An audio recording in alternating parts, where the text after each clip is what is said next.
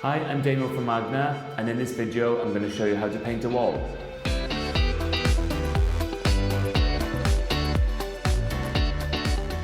So in this video I'm going to start to decorate the room.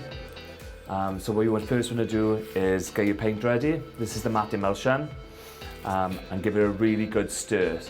So you want to bring all the chemicals together and really warm the paint up so it flows, and it spreads really easy then.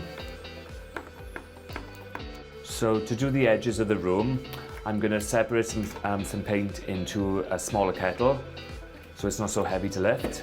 So I'm going to pour the paint with the label facing away. So I'm just going to start by doing the edges of the room. As you can see, my brush is an angled brush. It's my personal choice, and it's 2.5 inches. So what I do is dip it in your pot and then tap it lightly on the edges, which takes off a lot of excess, so your brush is loaded enough. And then take it up to the wall, put a bit on, and then drag it up, and then drag it across. So as you're doing it, if you do get any on the coving, just let it dry and then go back over it with some white. And I'm doing this before I roller, because when you use the roller, it'll make a much softer edge then to where you're cutting in, so it all blends in.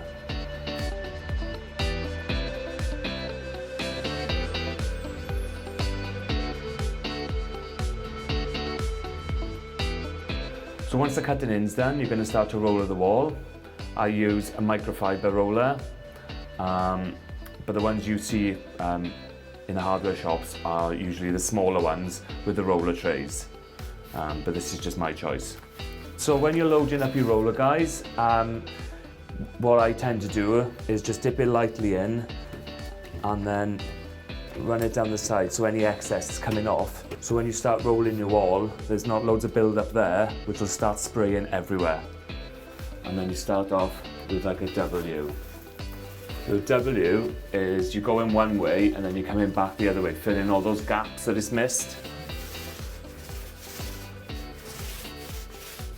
And while you're not loading too much of the top end, at the bottom you're spreading it out evenly. Doesn't have to be a perfect W as long as it just spreads everything out. So you're keeping build up from the top and at the bottom. So for the side of the cupboard, my roller frame is too long, so I'm going to use one of the rad rollers, and this will just help cut in down the sides. And these are called rad rollers because they fit in behind the box of a radiators. Thanks for watching. I hope you found the video useful, and don't forget to follow us so you don't miss out on any more videos.